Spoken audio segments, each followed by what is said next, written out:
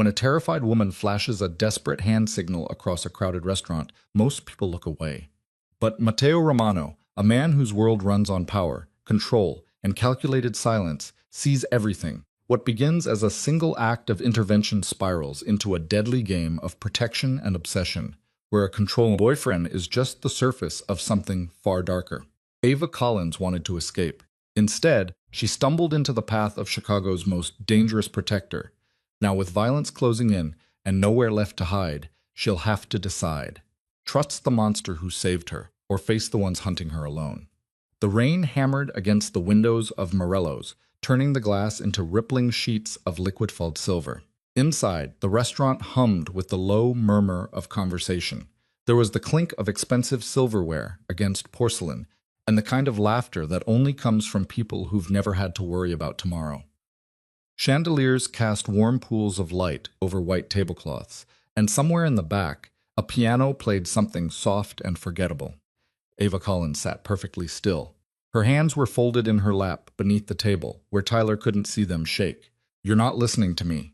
Tyler's voice cut through her thoughts like a blade. Smooth, controlled, edged with something that made her stomach tighten. He leaned forward, his smile never quite reaching his eyes. He reached across the table to touch her hand. His fingers were warm and possessive. "I said," he continued, his tone dipping into that dangerous softness she'd learned to fear. "You're not listening." "I am," Ava said quickly, forcing her lips into a smile. "I'm sorry. I was just distracted." Tyler's thumb traced a slow circle over her knuckles. To anyone watching, it would look affectionate. Ava felt the pressure of it like a warning. "You do that a lot lately. It makes me wonder what's going on in that pretty head of yours." "Nothing. Everything. Please let me go." She swallowed the words and kept her face calm. She'd gotten good at that over the past year, keeping her face calm while her heart screamed. Tyler didn't like it when she looked scared. He didn't like it when she cried or argued. He hated anything that suggested she wasn't perfectly, blissfully happy. "So," she smiled. "I'm fine," she said. "Really, just tired. You're always tired." His grip tightened just slightly, just enough. "Maybe you need to take better care of yourself." "I've told you that before, haven't I?"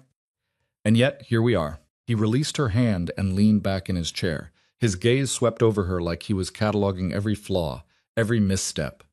"You know, I only say these things because I care about you, right?" "I know." "Good." He picked up his wine glass, swirling the deep red liquid thoughtfully. "Because sometimes I worry you don't appreciate what we have, or what I do for you." Ava's throat felt tight. She nodded, not trusting herself to speak. Tyler had been charming once. Funny, attentive, the kind of guy who remembered her coffee order and texted her good morning without fail. But charm had a way of curdling when you got too close. And now she could barely remember what it felt like to breathe, without wondering if she was doing it wrong. He controlled everything. Where she went, who she talked to, what she wore. At first, it had seemed like love. Like he cared so much he couldn't stand the thought of losing her. But love didn't feel like a cage. Love didn't leave bruises that never quite faded. She tried to leave twice. The first time he'd cried, begged, and promised he'd change. The second time he'd put his fist through the wall beside her head and told her exactly what would happen if she ever tried again. So, she stopped trying. Until tonight. Ava's hand slipped into her lap, fingers trembling as she adjusted the napkin. Her eyes flicked across the restaurant. She scanned faces, searching for something, anything that might offer a way out. Most people were absorbed in their own worlds, oblivious to the girl slowly suffocating at table 12. But then, her gaze landed on him, a man sitting alone near the back. His posture was relaxed, but his attention was sharp. He was older than Tyler, mid-30s maybe. He had dark hair, slicked back, and a tailored suit that suggested wealth without shouting it. His face was all hard angles and quiet intensity, the kind of face that didn't give anything away. And he was looking right at her. Ava's breath caught. She didn't know why she did it. Desperation, maybe, or the tiny flickering hope that someone, anyone, might see what she was too scared to say out loud. Her hand moved slowly, deliberately. It formed the signal she'd seen in a video months ago, a simple gesture, subtle enough that Tyler wouldn't notice if she kept her hands low. Palm facing in, thumb tucked, fingers closed over it. "Help me." For a moment, nothing happened. The man's expression didn't change. He simply watched her, his dark eyes unreadable. Then he nodded. It was so slight she almost missed it, A fractional dip of his chin, nothing more. But it was there. He'd seen her. He'd understood. And he wasn't looking away. Ava. Tyler's voice snapped her attention back. He was watching her, his head tilted slightly, suspicion creeping into his features. "What are you looking at?" "Nothing," she said quickly. "Just people watching." He didn't look convinced, but he let it go. "For now, I ordered for you, by the way. The salmon." You like that, don't you? She hated salmon, he knew that. "I love it," she said. Tyler smiled. "Good. I knew you would." Matteo Romano had learned a long time ago that most people didn't want to see the things that made them uncomfortable. They'd look away from a woman crying in a parking lot. They'd ignore the shouting coming from the apartment next door and convince themselves it wasn't their problem. He used to be the same way. But that was before he understood what power really meant. Before he learned that the only thing worse than being dangerous was being the kind of man who pretended he wasn't. He'd come to Morello's for a meeting, a quiet conversation with a business associate about a shipment that had gone sideways. It was the kind of conversation that required discretion and a public setting to keep everyone honest. The meeting had ended 20 minutes ago, but Matteo stayed, nursing a glass of scotch and watching the room out of habit. That's when he saw her. At first, it was just a flicker of movement, a woman at a nearby table, her posture too rigid, her smile too practiced. He'd seen that look before. He recognized it. Fear dressed up as compliance. The man across from her was younger and polished, the kind of guy who probably drove a leased BMW and called women babe unironically. He was leaning forward, his hand on hers. Even from a distance, Matteo could see the tension in her shoulders. Then she did something that made him set his glass down. Her hand moved beneath the table, slow and deliberate, forming a signal he knew all too well. It was the kind of thing most people would miss, a subtle plea for help designed to fly under the radar of whoever was watching too closely. But Matteo saw it, and for reasons he didn't entirely understand, he chose not to look away. He studied the man across from her, cataloging details. Late 20s, clean-cut, confident in the way people are, when they've never had to fight for anything. The kind of guy who thought control was the same thing as strength. Matteo hated men like that. He pulled out his phone, typed a quick message to his associate, and slipped it back into his pocket. Then he stood, straightened his cuffs, and crossed the room with the kind of calm that came from knowing exactly what he was capable of. He didn't approach their table. Not yet. That would draw too much attention, and attention was the last thing she needed right now. Instead, he moved toward the bar, positioning himself within earshot, and waited. Patience was a weapon. He'd learned that young. Ava could feel Tyler's mood shifting. It was always like this. Calm one moment, volatile the next. And she never knew which version she was going to get until it was too late. "I don't like the way you're acting tonight," he said quietly, his voice low enough that no one else could hear. "You're being weird." "I'm not. Don't argue with me." His hand found hers again, squeezing just a little too hard. "I know you better than you know yourself, Ava, and I know when something's off." Her heart pounded. She could feel the edges of panic creeping in. The room narrowed around her until all she could see was Tyler's face, and the promise of what would happen if she didn't give him the right answer. "I'm just tired," she said again, hating how small her voice sounded. "That's all. I promise." He studied her for a long moment, his jaw tight. Then he released her hand and leaned back. "Fine. We'll finish dinner and go home. But we're going to talk about this later." Later. That word made her stomach drop. She nodded, swallowing against the lump in her throat. The waiter appeared then, setting plates in front of them with a practiced smile. Ava stared down at the salmon, her appetite non-existent. "Eat," Tyler said. She picked up her fork, and then, like a small miracle, the power went out. The restaurant plunged into darkness for a split second before the emergency lights kicked in, bathing everything in a dim yellowish glow. Conversations halted. Someone laughed nervously. The piano stopped mid-note. "What the hell?" Tyler muttered, twisting in his seat to look toward the back of the restaurant. Ava's pulse spiked. She didn't know what was happening, but she felt it, something shifting in the air, a change she couldn't name, and then she saw him again. The man from before. He was standing near the bar now, his posture still relaxed, but his eyes were locked on Tyler. One of the waitstaff hurried over, apologizing profusely. "So sorry, sir. There's a small electrical issue. We're working on it now. In the meantime, can I offer you complimentary drinks while we sort this out?" Tyler waved him off, irritated. Just fix it. The waiter nodded and moved on, but the interruption had already done its job. Tyler was distracted, scanning the room, his control slipping just slightly. Ava didn't waste the moment. She stood abruptly, her chair scraping against the floor. I need to use the restroom. Tyler's gaze snapped back to her. Now? I'll be quick. She didn't wait for permission. She turned and walked toward the back of the restaurant, her legs shaking, but steady enough to carry her. She didn't look at the man by the bar, but she felt him watching. Mateo moved the moment she did. He didn't follow her directly. That would be too obvious. Instead, he intercepted one of the waitstaff, a young guy who looked like he'd rather be anywhere else, and handed him a folded bill. The woman who just walked past, Mateo said quietly, make sure she has a few minutes alone. If the guy at table 12 tries to follow her, delay him. Spill something. Drop a tray. I don't care. Just buy her time. The waiter's eyes widened slightly, but he took the money without question. Yes, sir. Mateo nodded and stepped back, watching as the waiter moved toward Tyler's table. A moment later, the sound of breaking glass echoed through the restaurant. A perfectly timed accident that sent Tyler's wine spilling across the tablecloth. Tyler shot to his feet, cursing. The waiter stumbled over himself, apologizing, dabbing at the mess with a napkin. Mateo allowed himself a faint smile. Then he slipped through the hallway toward the restrooms. Ava stood in front of the bathroom mirror, gripping the edge of the sink so hard her knuckles went white. Her reflection stared back at her, pale, wide-eyed, terrified. She didn't know what she was doing. The signal had been a stupid, reckless impulse, and now she was standing here like an idiot, waiting for what? A stranger to save her? God, what is wrong with you? But before she could spiral any further, the door opened. She spun around, expecting Tyler. It wasn't Tyler. The man from the bar stepped inside. His presence filled the small space with a quiet, undeniable authority. He didn't say anything at first. He just looked at her, his dark eyes steady and calm.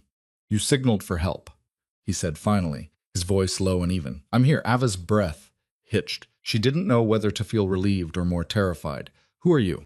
Someone who saw what you needed. He took a step closer, not threatening, just present. Are you in danger? The question was so direct it caught her off guard. Most people danced around things like that, softened the blow. But this man didn't waste words. Yes, she whispered. He nodded like he'd already known the answer. The man you're with. Boyfriend? She nodded. Has he hurt you? Her throat tightened. She wanted to lie, to say it wasn't that bad, that she could handle it, but the words wouldn't come. Yes, she said again, and saying it out loud felt like breaking something open. The man's expression didn't change, but something flickered in his eyes. Something cold and sharp. Not anymore. What does that mean? It means, he said calmly, that you're going to walk out of here, and I'm going to make sure he doesn't follow you. Do you have somewhere safe to go? Ava blinked, her mind racing. I don't know. My apartment, but he has a key. Then, not there. He pulled out his phone, typed something quickly, and held it up to show her an address. Go here. It's a hotel. Ask for the manager. Tell him Pateo sent you. He'll get you a room. No questions. I can't. I don't have money for that. It's handled. He pocketed the phone. Can you leave without going back to the table? She hesitated. My coat, my purse. Leave them. But, Ava. Her name on his lips stopped her cold. She didn't remember telling him her name. He must have overheard Tyler say it. If you go back to that table, he's going to see it in your face, and then this gets harder. So leave the coat. Leave the purse. Walk out the back exit, get in a cab, and go to that hotel. Can you do that? She stared at him. This stranger who had somehow seen her cry for help and decided to answer. She didn't know him, didn't know why he cared. But she believed him. Yes, she said. Good. He stepped aside, gesturing toward the door. Go now. I'll handle the rest. Ava moved past him on shaking legs, pausing at the threshold. Why are you doing this? Mateo looked at her for a long moment, his expression unreadable. Because someone should. And that was all the answer she was going to get. She slipped out of the bathroom, her heart hammering as she made her way toward the back exit. She didn't look at Tyler's table. She didn't stop to think about what would happen when he realized she was gone. She just walked. And for the first time in a year, she kept walking. Mateo waited until she was out of sight before returning to the dining room. The lights had come back on, and Tyler was back in his seat, scowling at the waiter who was still fussing over the spilled wine. Mateo approached the table slowly, hands in his pockets, his expression neutral. Excuse me, he said. Tyler looked up, irritation flashing across his face. What? Your girlfriend, Mateo said calmly. She left. Tyler's expression shifted, confusion first, then anger. What the hell are you talking about? She walked out the back exit about 2 minutes ago. Mateo's tone was conversational, almost friendly. Thought you should know. Tyler shot to his feet, his chair scraping loudly. What? Why didn't you stop her? He stopped, his eyes narrowing as he took in Mateo's calm demeanor. Who the hell are you? Nobody, Mateo said. Just a guy who noticed your date didn't want to be here. Tyler's jaw clenched. That's none of your goddamn business. You're right, Mateo agreed. It isn't, but she made it my business when she asked for help. The color drained from Tyler's face, replaced by a dangerous flush. You don't know what you're talking about, don't I? Mateo stepped closer, his voice dropping. Here's what's going to happen. You're going to sit back down, finish meal, and leave. You're not going to follow her. You're not going to call her. You're not going to show up at her apartment or her work or anywhere else she might be. You're going to let her go. Tyler laughed, but there was no humor in it. And if I don't? Mateo's expression didn't change, but the air around him seemed to sharpen. Then we'll have a different conversation, one you won't enjoy. For a moment, Tyler looked like he might push back. He might throw a punch or make a scene. But something in Mateo's eyes, something cold and absolute, made him hesitate. You have no idea who you're messing with, Tyler said, his voice shaking with barely controlled rage. Maybe not, Mateo said, but I know exactly who you are, and trust me, you don't want to find out who I am. He let the words hang in the air for a moment, then turned and walked away, leaving Tyler standing there, fists clenched, powerless. Outside, the rain had eased to a steady drizzle. Mateo pulled out his phone and sent a quick message to his contact at the hotel, confirming Ava's arrival. Then he made another call. Yeah, it's me, he said when the line connected. I need you to run a background check. Name is Tyler. He paused, realizing he didn't have a last name. Never mind, I'll get you more details later.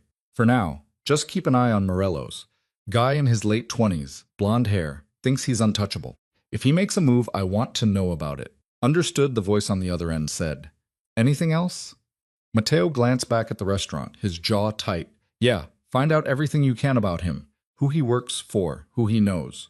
What kind of trouble he's into. I have a feeling this isn't over. He ended the call and slipped the phone back into his pocket. He'd done what he could for now. The rest was up to Ava. But something told him this was just the beginning. Ava didn't remember the cab ride. One moment she was standing on the rain-slicked sidewalk, shivering without her coat, and the next she was in the back seat, giving the driver an address she'd only seen once on a stranger's phone. The hotel was smaller than she expected. Boutique tucked away on a quiet street. The kind of place that didn't advertise, didn't need to. She walked inside, her legs still shaking, and approached the front desk. The manager, a middle-aged man with kind eyes, looked up and smiled. Can I help you? Mateo sent me, she said, the words feeling surreal. The manager's expression shifted. Recognition, understanding. He nodded and reached for a key. Of course, room 412. Take the elevator to the 4th floor. You'll be safe here. Thank you, she whispered. He handed her the key. If you need anything at all, call the front desk. We'll take care of it. Ava nodded, unable to speak past the lump in her throat. The room was simple but clean. A bed, a small desk, a bathroom with white tiles and soft lighting. She locked the door behind her, engaged the deadbolt, and sank onto the edge of the bed. And then, finally, she let herself cry. Not the silent, controlled tears she'd learned to hide from Tyler, but real, shuddering sobs that shook her entire body and left her gasping for air. She cried for the years she'd lost, for the girl she used to be, for every time she'd convinced herself it wasn't that bad, that she could handle it, that leaving would be worse than staying. She cried until there was nothing left, and when the tears finally stopped, she lay back on the bed, staring at the ceiling, and let herself feel something she hadn't felt in a long time. Hope. She didn't know who Mateo Romano was, didn't know why he'd helped her. But for the first time in a year, she wasn't alone, and that was enough. Mateo sat in his car outside the restaurant, watching the entrance. Tyler hadn't left yet. He was probably still inside, trying to figure out what the hell had just happened. Good. Let him stew. Mateo's phone buzzed. A message from his contact. Tyler Harrington, works in finance, clean record, but flagged twice for harassment complaints that were dropped. Lives in River North. No known affiliations. Seems like a small time control freak. Mateo frowned. Small time didn't sit right. There was something off about the whole situation, something he couldn't quite put his finger on. He made a mental note to dig deeper. Then he started the car and pulled away from the curb, the rain drumming steadily against the windshield. He'd done his good deed for the night. But something told him this wasn't the last time he'd see Ava Collins, and he was rarely wrong about these things. Ava woke to unfamiliar silence. No alarm, no traffic noise filtering through thin apartment walls, no sound of Tyler moving around in the next room. His presence a constant weight, even when he wasn't watching her. Just quiet. She lay still for a moment, disoriented, until the events of the previous night came rushing back. The restaurant, the signal, the stranger with dark eyes who'd told her to leave everything behind and just go. She sat up slowly, her body aching from tension she'd been holding. For so long she'd forgotten what it felt like to let go. Sunlight filtered through the hotel curtains, casting soft shadows across the unfamiliar room. Her phone sat on the nightstand where she'd left it, the screen dark. She had turned it off last night, unable to face the barrage of messages she knew would be waiting. Tyler would have called, texted, probably shown up at her apartment by now. The thought made her stomach clench. She picked up the phone, her thumb hovering over the power button. Then she set it back down. Not yet. She wasn't ready. Instead, she got up and moved to the window, pulling the curtain aside just enough to look down at the street below. Morning traffic moved in steady streams. People walked past with coffee cups and briefcases, their lives normal and uncomplicated. Ava couldn't remember the last time her life had felt normal. A soft knock at the door made her freeze. "Miss Collins?" A woman's voice gentle and professional. "I have breakfast for you. Compliments of the house." Ava approached the door cautiously, checking the peephole. A young woman in hotel uniform stood in the hallway, holding a tray. She opened the door a crack, the chain still engaged. The woman smiled warmly. "Mr. Romano asked us to make sure you were taken care of. I have coffee, fruit, and pastries. May I bring it in?" Ava hesitated, then unlatched the chain. The woman entered, set the tray on the small desk, and turned to leave. "Wait," Ava said.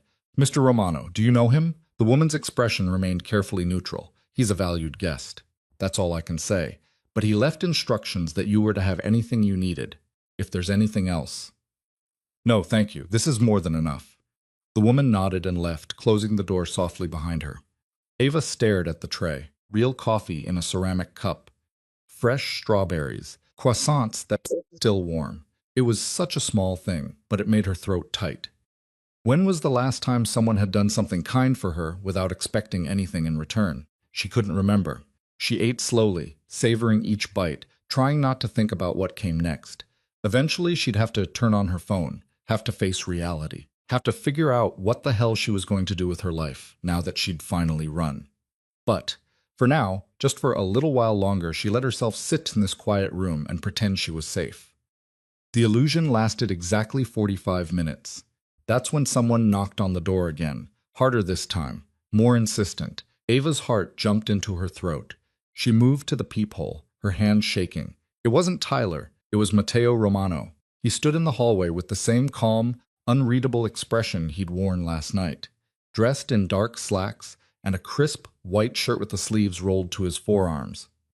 He looked like he'd walked out of a magazine spread. Polished, controlled.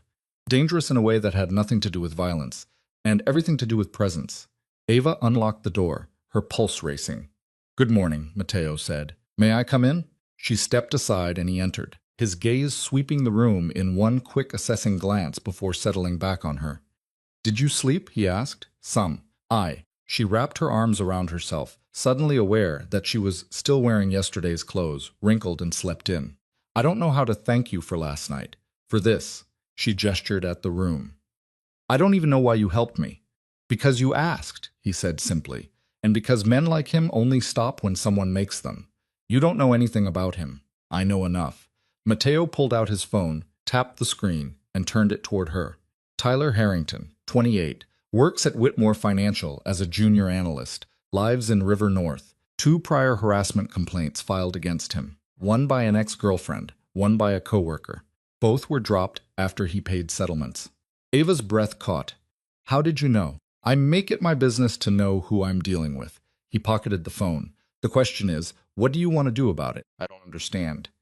You left last night. That was brave. But leaving isn't the same as being free. Tyler knows where you live, where you work. He has your phone number, your email, probably access to your bank accounts if you've been together long enough. Men like him don't let go easily. The words hit her like ice water. She'd been so focused on getting away that she hadn't thought about what came after. Tyler wouldn't just accept this. He'd find her. And when he did, "I can help you," Mateo said quietly. "But I need to know if you're serious about this, about staying gone." "I am." The words came out stronger than she expected. "I can't go back. I won't." He studied her for a moment, then nodded. "Good. Then here's what's going to happen. You're going to stay here for a few more days while I handle some things. In the meantime, you need to make a plan. Find a new place to live, preferably somewhere he doesn't know about. Change your phone number. Cut off any financial ties. Can you do that?" Ava's mind raced. A new apartment meant first month's rent, deposits, furniture. Her savings were meager. Tyler had always insisted on managing their finances, giving her just enough for groceries and gas. "I don't have much money. I'll cover it." "What?" "No. I can't ask you to. You're not asking. I'm offering." His tone left no room for argument. "Consider it a loan if it makes you feel better. You can pay me back when you're on your feet." She wanted to argue, to tell him she couldn't accept charity from a stranger. But pride was a luxury she couldn't afford right now. "Why are you doing this?" she asked again. "You don't know me." Mateo's expression flickered, something dark and distant passing through his eyes before it was gone. "Let's just say I know what it's like to feel trapped, and I have the resources to help, so I am." Before she could respond, his phone buzzed. He glanced at the screen, his jaw tightening. "I have to go," he said, "but I'll have someone check in on you later. Don't leave the hotel, don't turn on your phone, and don't contact anyone from your old life. Not yet. For how long?" "A few days, maybe less." He moved toward the door, then paused. "Ava, if Tyler shows up here, call the front desk immediately. They know to contact me." "Do you think he'll find me?" Mateo's expression was unreadable. "I think he'll try, but he won't succeed." And then he was gone, leaving Ava alone with her thoughts and 1,000 questions she didn't have answers to. Mateo made it to his car before his phone rang again. He answered without checking the caller ID. "Talk to me. We have a problem." The voice on the other end belonged to Vincent Callahan, Mateo's oldest friend and closest ally. Tyler Harrington filed a missing persons report this morning. Claims his girlfriend disappeared last night under suspicious circumstances. Mateo's grip on the steering wheel tightened. He's covering his tracks. Smart move on his part. Makes him look like the concerned boyfriend instead of the abusive one. Cops are taking it seriously. They won't find anything. She left on her own. I know that. You know that. But if they start digging, they're going to find out she was at Morello's last night. Security footage, credit card receipts, and then they're going to want to know who else was there. Mateo exhaled slowly. Let them look. I didn't break any laws. Maybe not, but you're on their radar now, and you know how that goes. He did. Mateo Romano was a name that carried weight in certain circles, enough weight that the police paid attention when it surfaced. He'd spent years building a reputation, and with that reputation came scrutiny. I'll handle it, Mateo said. In the meantime, keep eyes on Harrington. I want to know everywhere he goes, everyone he talks to, already on it. But Mateo, be careful with this one. You're walking a fine line. I'm always walking a fine line. He ended the call and sat in the parking garage, staring at nothing. Vincent was right. Getting involved with Ava had complicated things. But walking away now wasn't an option. He'd seen the look in her eyes last night. The same desperate, trapped look he'd seen in his sister's eyes years ago, right before everything fell apart. He hadn't been able to save Sophia, but maybe he could save Ava. 2 days passed in a strange suspended reality. Ava stayed in the hotel room, venturing out only to walk the hallways when the walls started closing in. True to his word, Mateo sent people to check on her. A different hotel staff member each time. Always polite, always asking if she needed anything. She didn't hear from Mateo himself. On the third morning, she finally turned on her phone. The screen lit up with notifications. 63 missed calls. Over 100 text messages. Most were from Tyler, progressing from confused to angry to desperate. Where are you, Ava? This isn't funny. Call me. I'm worried about you. Please, just let me know you're okay. You're making a huge mistake. I filed a police report. They're looking for you. You can't just disappear. We need to talk about this. I know you're scared, but I can change. I promise. If you don't come back, I'll find you. The last message had come in an hour ago. Ava's hands shook as she scrolled through them. Even now, even knowing what he was, part of her felt guilty. Tyler's voice echoed in her head. All the times he'd told her she was overreacting, that she didn't understand how much he loved her, that leaving would be the worst mistake of her life. But then she remembered the fear, the bruises, the feeling of suffocating slowly. She deleted every message without responding. There were other notifications too. Missed calls from her best friend, Mia, voicemails from her mother. Those hurt worse. But Mateo had been clear. Don't contact anyone. Not yet. She was about to turn the phone off again when it rang in her hand. Unknown number. She almost didn't answer, but something made her press accept. Ava Collins, a woman's voice, professional and clipped. Yes, this is Detective Sarah Mills with the Chicago Police Department. I'm calling regarding a missing persons report filed by Tyler Harrington. He's listed you as his girlfriend and says he hasn't heard from you in 3 days. Can you confirm you're safe? Ava's heart hammered. Yes, I'm safe. Can you tell me where you are? I'd rather not. A pause. Miss Collins. Psych. Mr. Harrington is very concerned. He said you left a restaurant without your belongings and haven't been home since. Is there something you'd like to tell me? The careful phrasing wasn't lost on Ava. The detective was giving her an opening. I left because I wanted to, Ava said carefully. I'm an adult. I don't have to tell him where I am. That's true. But if you're in danger, I'm not. Not anymore. Another pause, longer this time.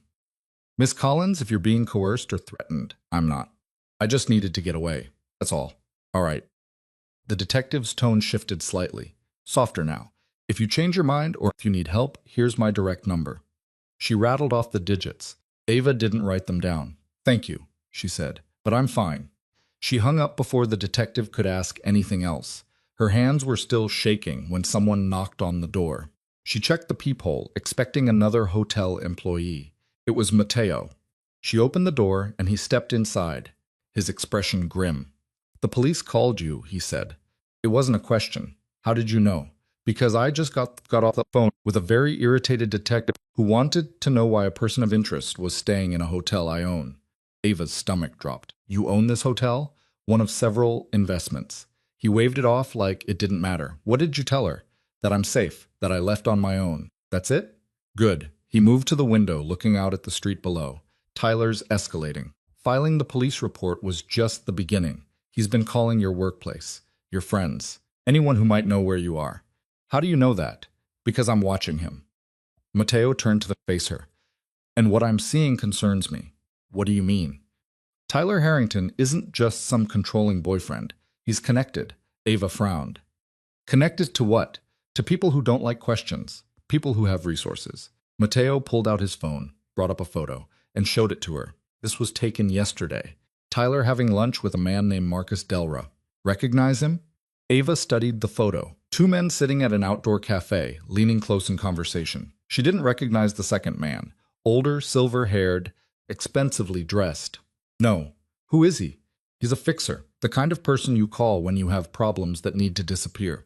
Which means Tyler isn't just looking for you. He's planning something, fear coiled in Ava's chest. What kind of something? I don't know yet, but I'm going to find out. He pocketed the phone. In the meantime, we're moving you. Moving me where? Somewhere safer. This hotel is too exposed. Tyler knows I own it, or he will soon enough. I have a property outside the city. Quiet, secure. You'll stay there until we figure out what Tyler's planning. I can't keep letting you do this. You don't have a choice. His tone was firm, but not unkind. Ava, you walked away from a dangerous man. That was brave. But bravery doesn't stop people like Tyler. Strategy does. Resources do. And right now, I have both. So let me use them. She wanted to argue. Wanted to insist she could handle this herself. But the truth was she couldn't. Not against someone with Tyler's determination and connections. Okay, she said quietly. But I want to understand what's happening. No more secrets. Mateo's expression softened slightly. Fair enough. Pack whatever you have. We leave in 20 minutes. The property turned out to be a sprawling estate tucked into wooded hills an hour outside Chicago. The main house was modern glass and stone, surrounded by dense trees that provided natural cover. Security cameras were visible at every corner, subtle but unmistakable. Ava stood in the driveway, staring up at the house, feeling completely out of her depth. "This is where you live?" she asked. "Sometimes." Matteo led her inside, where the interior was just as impressive. High ceilings, minimalist furniture, floor-to-ceiling windows that looked out over the forest. "I have a few places. This one's the most private." A woman appeared from one of the hallways. 50s gray hair, pulled into a neat bun, kind eyes. "Mr. Romano, I prepared the guest suite like you asked." "Thank you, Helen." Matteo turned to Ava. "This is Helen Marsh. She manages the property. If you need anything while I'm gone, ask her." "Gone?" Ava's pulse spiked. "You're leaving? I have business to take care of, but you'll be safe here. Helen will show you around, Matteo." He stopped, turning back to her. "What kind of business?" she asked. His expression darkened. "The kind that keeps you safe. Don't worry about it." And before she could press further, he was gone, leaving her standing in the middle of a stranger's house, wondering what the hell she'd gotten herself into. Helen showed her to the guest suite, a spacious room with its own bathroom and a balcony overlooking the trees. It was beautiful, comfortable, and it felt like a cage. "Mr. Romano is very particular about security," Helen said gently, as if sensing Ava's unease. "But he's a good man. You're safe here." "Do you know why I'm here?" Ava asked. Helen's expression was carefully neutral. "I know enough. And I know that if Matteo brought you here, it's because you need protection. That's all that matters." After Helen left, Ava sat on the edge of the bed trying to process everything. 3 days ago, she'd been trapped in a nightmare with no way out. Now she was in a mansion in the woods, protected by a man she barely knew, hiding from a boyfriend who apparently had connections to people who made problems disappear. Her life had become a thriller novel, and she had no idea how it was going to end. She spent the rest of the day exploring the house, restless and anxious. Helen was a steady, comforting presence, but she didn't offer much information about Matteo or why he decided to help. By evening, Ava was pacing the guest suite, her mind spinning. The sound of a car pulling up the driveway made her move to the window. Matteo stepped out, followed by another man, tall, broad-shouldered, with the kind of presence that screamed security. She watched as they talked briefly before heading inside. A few minutes later, someone knocked on her door. "Come in," she called. Matteo entered, looking tired but focused. "We need to talk." Ava's stomach tightened. "What happened?" "I had a conversation with Marcus Delra, the man Tyler met with. Turns out Tyler hired him to find you. And when I say hired, I mean he's offering a substantial amount of money to anyone who can locate you and bring you back." The room tilted. "Bring me back." Delra's exact words were, "Retrieve the asset." "Tyler's not treating this like a breakup, Ava. He's treating it like theft." She sat down hard on the bed, her legs suddenly unsteady.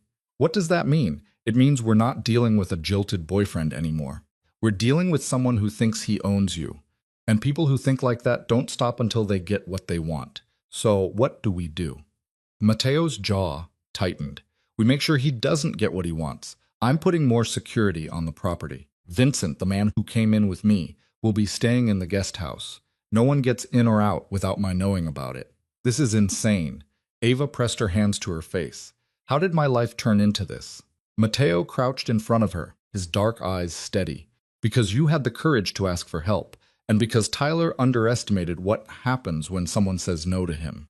But you're not alone in this anymore. Do you understand?" She looked at him, this stranger who'd inserted himself into her nightmare, and refused to walk away. "Why do you care?" His expression shifted, something raw and painful flickering across his features before he locked it down. "Because I didn't care soon enough once before, and someone I loved paid the price." Before she could ask what he meant, he stood and moved toward the door. "Get some rest. Tomorrow we start planning how to end this." He left her alone with more questions than answers. But as she lay in the unfamiliar bed, listening to the wind move through the trees outside, she realized something. For the first time since she'd met Tyler, she wasn't afraid to fall asleep, because Matteo Romano was standing between her and the darkness, and somehow she knew he wouldn't let it reach her. Morning came with the smell of coffee drifting through the house and the low murmur of voices downstairs. Ava had slept better than she had in months, which felt wrong somehow, like she shouldn't be resting while her entire life was falling apart. But exhaustion had won over guilt. And for once she'd slept through the night without jerking awake at phantom sounds. She found Matteo and Vincent in the kitchen, papers spread across the marble island. Both men leaning over what looked like surveillance photos. They looked up when she entered. Mateo straightened, his expression shifting from intense focus to something softer. "Coffee?" he offered, already reaching for a cup. "Please." She accepted it gratefully, wrapping her hands around the warm ceramic. "What's all this?" Vincent gathered up the photos before she could get a closer look, but not before she caught a glimpse of Tyler's face in one of them. "Just business," he said smoothly. He was older than Mateo, maybe early 40s, with salt and pepper hair and the kind of watchful eyes that missed nothing. "I'm Vincent Callahan, by the way. We weren't properly introduced last night." Ava Collins. She shook his offered hand. "I know." His smile was brief but genuine. "Mateo's told me about your situation. You're in good hands. That's what everyone keeps saying." She looked between them. "But nobody's telling me what's actually happening." Mateo exchanged a glance with Vincent, then gestured to one of the bar stools. "Sit. We'll bring you up to speed." She sat, and Mateo slid a tablet across the counter toward her. On the screen was a dossier, Tyler's face at the top, followed by information she'd never known about the man she'd spent a year with. "Tyler Harrington," Mateo began, his tone clinical. "On the surface, he's exactly what he appears to be. Junior analyst at a mid-tier financial firm, decent salary, clean record, except for those harassment complaints. But that's where it gets interesting." He tapped the screen, bringing up bank statements. His spending doesn't match his income. He's pulling in maybe $80,000 a year, but he's spending like he makes 3 times that. Luxury car lease, high-end apartment, expensive restaurants. The math doesn't work. Ava's stomach tightened. "So, where's the money coming from?" "His father." Vincent pulled up another file. "Richard Harrington, real estate developer with ties to some questionable people. Not quite organized crime, but close enough that the lines blur. He's been funneling money to Tyler for years, keeping him afloat." "Why does that matter?" Ava asked. "Because it means Tyler has access to resources beyond what we initially thought," Mateo said.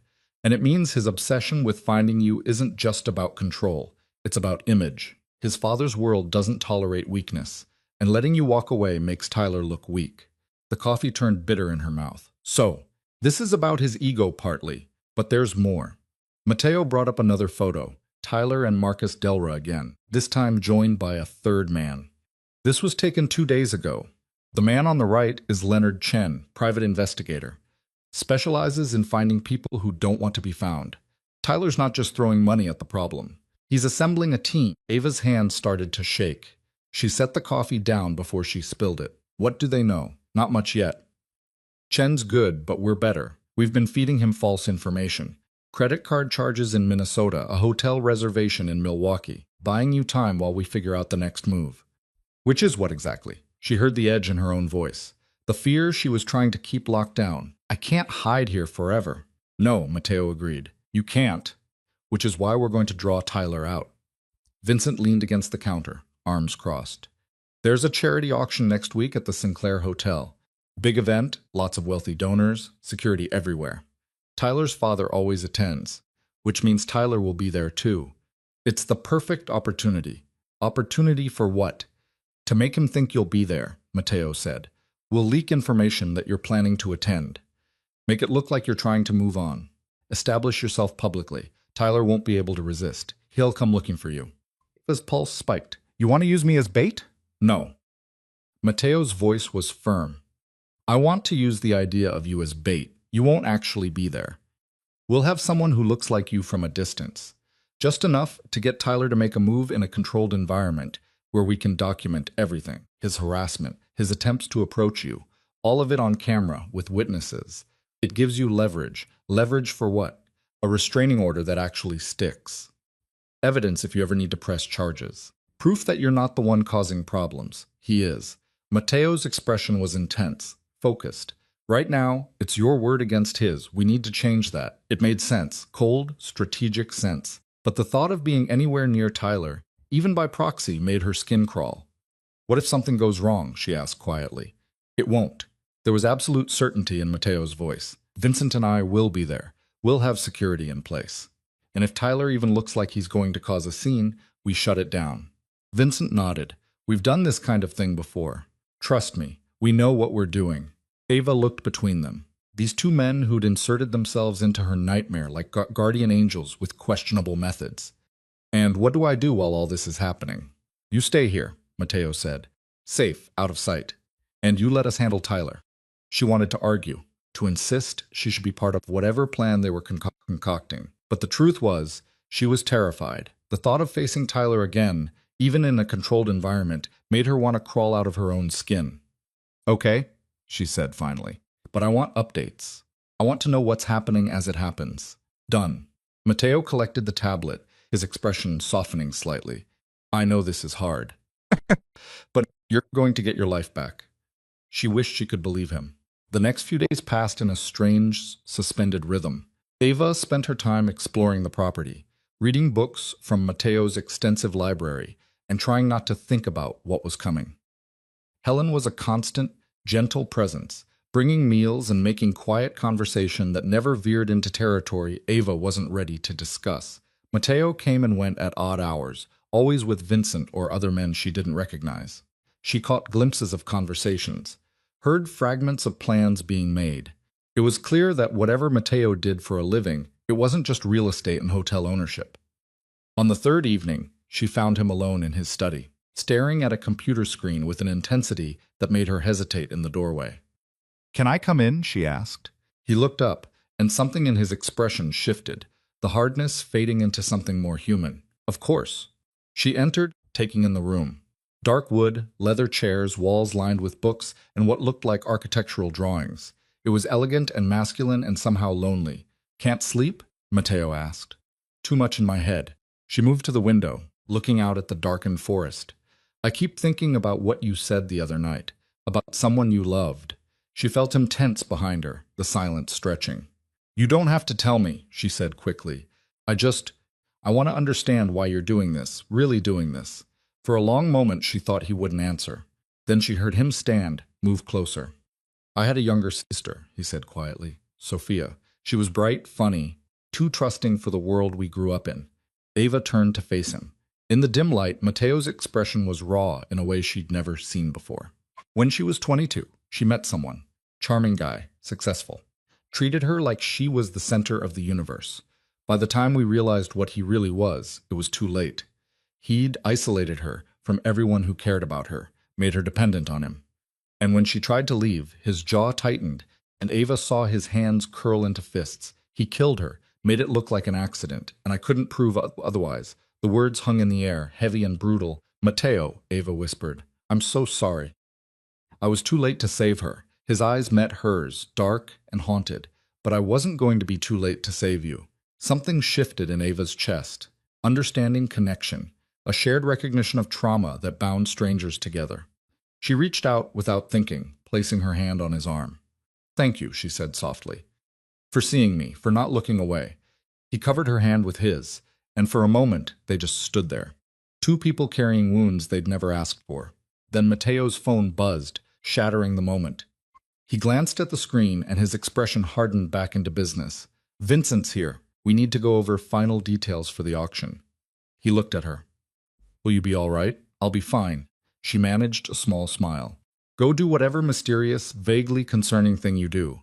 That earned her the ghost of a smile before he left, and Ava was alone again with her thoughts. The night of the auction arrived faster than Ava expected. She spent the day pacing the guest suite, checking her phone obsessively for updates from Mateo.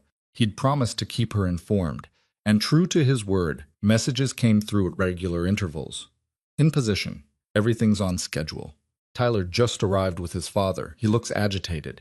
The decoy's in place. Tyler's noticed her. Each message made Ava's heart race faster. She'd seen the woman Mateo had hired, a professional actress with similar build and coloring to Ava's, wearing a wig styled like Ava's hair and a dress Ava might have chosen.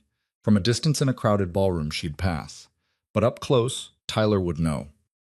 Another message came through. He's moving toward her. Vincent's ready. Ava's hand shook as she typed back. Be careful. The response was immediate. Always am. Then nothing. 15 minutes passed. 20:30. Ava's anxiety climbed with each silent minute. She tried calling Mateo, straight to voicemail. Vincent. Same thing. Something was wrong. She was reaching for her phone to try again when it finally rang. Vincent's name on the screen. What happened? She demanded. We have a problem. Vincent's voice was tight. Tyler didn't just approach the decoy. He grabbed her. Security intervened. But in the chaos, someone else made a move. What kind of move? They took Mia. The world tilted. What? Who's Mia? Your friend. The one you used to meet for coffee on Thursdays. She was at the auction. Apparently, her company had a table. Tyler must have known she'd be there. Ava's mind raced. Mia Chen, her closest friend. The one person who'd consistently told her to leave Tyler. Sweet, loyal Mia, who worked in marketing and volunteered at animal shelters, and didn't deserve to be dragged into this nightmare. Where is she? Zava's voice came out strangled. We don't know yet, but Mateo's tracking down leads. Someone grabbed her during the confusion after Tyler's outburst. Professional job, in and out in under 2 minutes. Who would? But she already knew. Tyler or someone working for him. Stay put, Vincent said firmly. Mateo's on his way back. We're going to find her. The line went dead. Ava stood frozen in the middle of the room, her heart hammering so hard it hurt. This was her fault. She'd asked for help, and now Mia was paying the price. She grabbed her jacket and headed for the door. Helen appeared in the hallway, concern creasing her face. Miss Collins, where are you going? I need to go. Ava pushed past her. My friend is in danger because of me. I can't just sit here, Mr. Romano said. I don't care what Mateo said. The words came out sharper than she intended. This is my life, my friend. I'm not hiding anymore. She made it to the front door before it opened, and Mateo walked in, his expression thunderous. Behind him, Vincent looked equally grim. Going somewhere? Mateo asked, his tone dangerously calm.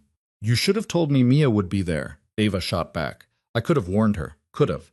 Could have what? Put yourself in danger, too. Mateo closed the distance between them. This isn't your fault, Ava. Then whose fault is it? Because last I checked, I'm the one Tyler's obsessed with. I'm the reason Mia's missing. Tyler's the reason Mia's missing, Vincent interjected, and whoever he's working with. Which, by the way, is someone we didn't see coming. Ava's anger flickered into fear. What do you mean? Mateo's jaw tightened. Tyler's not the one pulling the strings anymore. He made a deal with someone bigger. Someone dangerous. Who? Rocco Bellini. The name meant nothing to Ava, but she saw the way Mateo and Vincent exchanged looks, saw the tension in their shoulders. Who is that? She demanded. A problem, Mateo said flatly. Bellini runs half the underground gambling operations in Chicago. Loan sharking, protection rackets, you name it. He's the kind of man who collects debts, and people who owe him don't say no. Why would Tyler be involved with someone like that? Because Tyler owes him money, Vincent said. A lot of it. Turns out your ex-boyfriend has a gambling problem his daddy doesn't know about. He's in deep with Bellini, and Bellini offered him a way out. Ava's stomach dropped. Me? Not quite.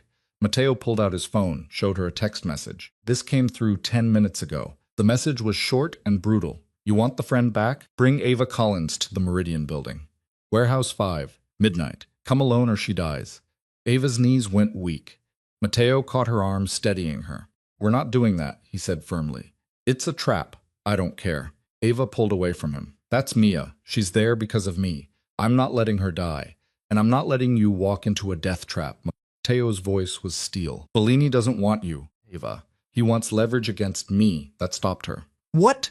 Bellini and I have, history, Mateo said carefully. He's been looking for a way to get it at me for years. Tyler handed him the perfect opportunity. You're just the excuse. So this whole thing, helping me, protecting me, it was about your vendetta with this Bellini person. No. Mateo's expression was fierce. It started because you needed help. But Bellini's involvement changes things. He's escalating because he sees weakness. And the only way to deal with someone like him is to show strength. By sacrificing Mia, by being smart. Vincent stepped forward. We go in, but we do it our way. With backup, with a plan, with every advantage we can get. Bellini wants a confrontation. We'll give him one. Just not the kind he's expecting. Ava looked between them. These two men who'd somehow become the only thing standing between her and complete disaster. What's your plan? We make them think you're coming, Mateo said. You stay here under guard. Vincent and I go to the warehouse with a team. We get Mia out, and we end this. And what if Bellini kills her the moment he realizes I'm not there? He won't. Mateo's certainty was absolute. Mia's only valuable as leverage. The moment he loses that, he has nothing. So, he'll keep her alive as long as he thinks you're coming. You can't promise that. No, Mateo admitted. But I can promise that walking in there yourself will get you both killed. And I'm not letting that happen. Ava wanted to scream, to hit something, to do anything but stand here, feeling helpless while her friend's life hung in the balance. But she also knew Mateo was right. She had no training, no weapons, no way to fight people like Bellini and Tyler. All she had was trust. Bring her back, Ava said quietly. Please bring her back safe. Mateo's expression softened. I will. He turned to leave, but Ava caught his arm. Mateo, be careful. Something flickered in his eyes. Surprise? Maybe, or something deeper. Always am, he said, echoing his earlier text. Then he was gone, Vincent at his heels, and Ava was left with Helen and two security guards she didn't know, waiting for news that might never come. The warehouse district was exactly the kind of place where people disappeared. Empty buildings with broken windows, streets lined with rusted chain-link fences, the kind of darkness that seemed to swallow light. Mateo stood in the shadows across from Warehouse 5, watching the building with the patient focus of a predator sizing up prey. Vincent was beside him, checking his weapon with practiced efficiency. Behind them, 3 more men waited, all people Mateo trusted with his life, all armed and ready. Count 4 guards outside, Vincent murmured. Probably more inside. Bellini wouldn't come himself, Mateo said. Too smart for that. He'll send his lieutenant, Carlo Retti. The one who likes knives? That's the one. Vincent grimaced. Great. My favorite. Mateo's phone buzzed. He glanced at the screen, a message from one of his tech people who'd been monitoring communications. Just intercepted a call. They're expecting you to show at midnight with the girl. They're planning to kill you both and dump the bodies. He showed Vincent, who swore quietly. So much for negotiating, Vincent said. We never negotiate with men like Bellini. Mateo pocketed the phone. We end them. They moved at 11:45, splitting up to cover multiple entry points. Mateo went in through a side door that had been conveniently left unlocked. A trap, obviously, but one he'd expected. The interior of the warehouse was a maze of shipping containers and pallets lit by harsh fluorescent lights that cast everything in sickly yellow. Voices echoed from somewhere deeper inside, and Mateo followed the sound. His weapon drawn, every sense on high alert, he found them in the center of the warehouse. Mia tied to a chair, bloodied but conscious, surrounded by 6 men. Tyler stood off to the side, looking pale and nervous, and in front of them all, relaxed and confident, was Carlo Retti. Right on time, Carlo said, his voice carrying across the space. But I don't see the girl. She's not coming, Mateo said, stepping into the light. Carlo's smile widened. Then your friend here dies. No, Mateo's voice was calm, controlled. She doesn't, because you're going to let her go. And why would I do that? Because if you don't, I'm going to kill every single person in this building, starting with you. Carlo laughed. Big talk for a man who's outnumbered 6-1. 7-5, actually. Vincent's voice came from behind Carlo. You really should keep better track of your exits. Carlo spun, and chaos erupted. Mateo moved before anyone could react, taking down the closest guard with 2 quick shots. Vincent did the same, and suddenly the numbers weren't so bad. Tyler scrambled backward, crashing into a shipping container, his earlier bravado evaporating. Carlo pulled a knife, of course he did, and lunged at Mateo with practice speed. Mateo sidestepped, brought his gun around, but Carzo was faster than expected, knocking the weapon from his hand. It skittered across the concrete floor, and then it was just the 2 of them circling each other while gunfire echoed around them. Bellini is going to gut you for this, Carlo hissed. Bellini is going to have to find me first. Mateo ducked under a knife slash, drove his fist into Carlo's ribs, and felt something crack. Carlo staggered back, but he was grinning, energized by pain. You think you're saving her? You're just making it worse. Bellini doesn't forget. He'll hunt her down, and when he finds her. Mateo didn't let him finish. He closed the distance. He disarmed Carlo with a brutal efficiency learned from years of surviving in a world that didn't forgive weakness, and drove the knife into Carlo's shoulder, pinning him to the wooden pallet behind him. Carlo screamed. Tell Bellini, Mateo said quietly, his face inches from Carlo's, that if he comes near her, I'll burn his entire operation to the ground, and then I'll come for him. He left Carlo there, bleeding and furious. He turned to find Vincent had cleared the remaining guards. Mia was still tied to the chair, her eyes wide with shock and fear. Mateo cut her free. You're safe now. I'm a friend of Ava's. Where is she? Mia's voice was hoarse. Is she okay? She's fine, worried about you. He helped her stand, supporting her weight when her legs wobbled. Can you walk? I think so. Vincent appeared at his side. We need to move. I hear sirens. Of course, someone had called the cops. Mateo nodded, and they headed for the exit, Mia between them. But they didn't make it 10 feet before Tyler stepped into their path, a gun trembling in his hands.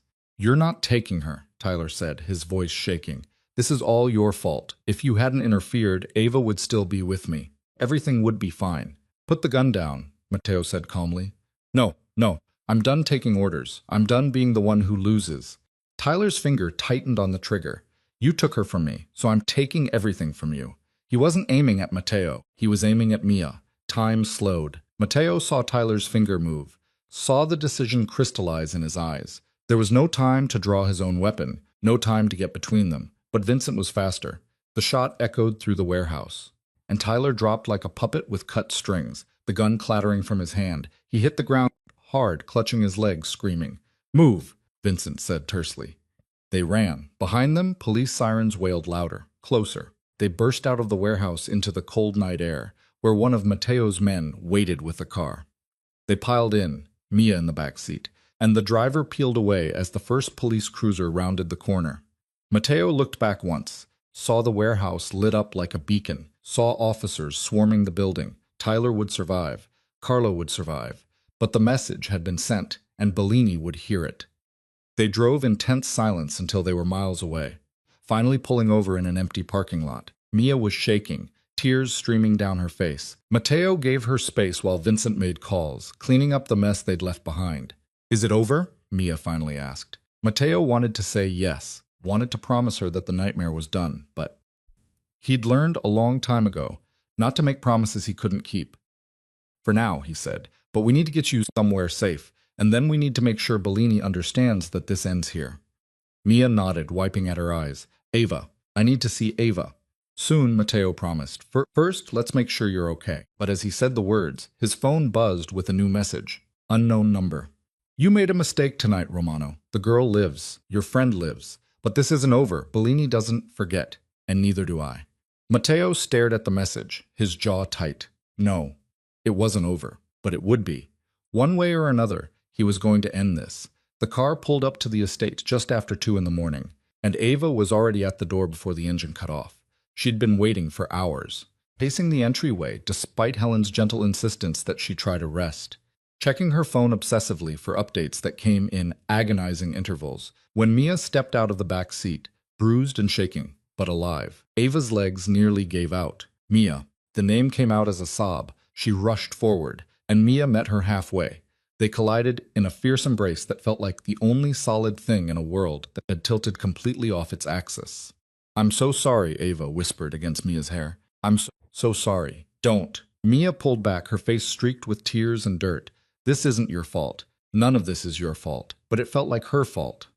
It felt like everything that had gone wrong in the past week could be traced back to the moment she'd flashed that desperate signal in a crowded restaurant, dragging innocent people into the darkness she'd been trying to escape.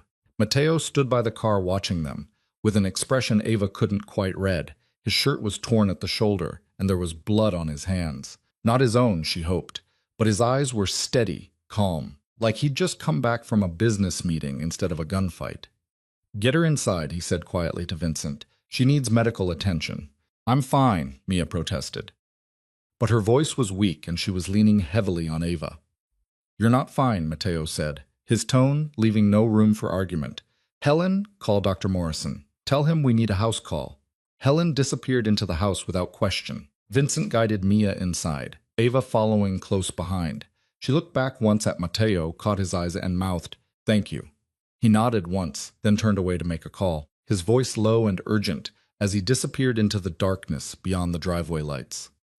The doctor arrived within 30 minutes, a silver-haired man with kind eyes and the discretion of someone who'd made house calls for Mateo before and knew better than to ask questions. He examined Mia in the guest suite, treating cuts and bruises, checking for signs of concussion, while Ava hovered nearby, unable to sit still. "She's going to be fine," Dr. Morrison said finally, packing up his bag. "Rest, fluids, and time. The physical injuries are superficial, but trauma like this," he looked at Ava meaningfully, "that takes longer to heal. She should talk to someone, a professional." "I will," Mia said from the bed, her voice stronger now. "I promise. But right now, I just want to understand what the hell is happening. The doctor left, and Ava sat on the edge of the bed, taking Mia's hand. It's a long story. I've got time. Mia's attempt at a smile didn't quite reach her eyes. Apparently, I'm staying in a mansion with armed guards and a mysterious benefactor who just rescued me from a warehouse. So, yeah, I'd love the full story. Ava told her everything. Tyler's control, the fear, the hand signal, Matteo's intervention, the discovery of Tyler's gambling debts, and his connection to Rocco Bellini. The plan that had gone so catastrophically wrong. You should have told me, Mia said when she finished. About Tyler, about what he was doing to you. I was ashamed. Ava's voice cracked, and I didn't want to drag you into it. Look how well that worked out. Hey, Mia squeezed her hand. I'm alive. You're alive. And Tyler's not going to hurt you anymore. That's what matters. But Bellini is Matteo's problem now, apparently. Mia's eyes were sharp despite her exhaustion. Speaking of which, who exactly is he? Because that's not a normal person who just happened to help you out of the goodness of his heart. I don't know all the details, Ava admitted, but he's complicated. He lost his sister to someone like Tyler. I think that's why he helped me. And the armed guards? The doctor who makes house calls at 3 in the morning? The fact that he just stormed a warehouse and rescued me from mobsters? Like I said, complicated. Mia was quiet for a moment, studying Ava's face. You care about him. I barely know him. That's not what I asked. Ava looked away, uncomfortable with how easily Mia saw through her. He saved my life. Maybe more than once. Of course I care about him. That's not the same thing as what I'm seeing in your face right now. Before Ava could respond, a soft knock interrupted them. Matteo stood in the doorway, freshly showered, wearing clean clothes. The blood and grime washed away, but his eyes were tired, and there was a tension in his shoulders that hadn't been there before. Sorry to interrupt, he said. Mia, how are you feeling? Like I got kidnapped by mobsters and rescued by Batman, Mia said dryly. So you know Thursday? That earned a faint smile. I'm glad you're okay.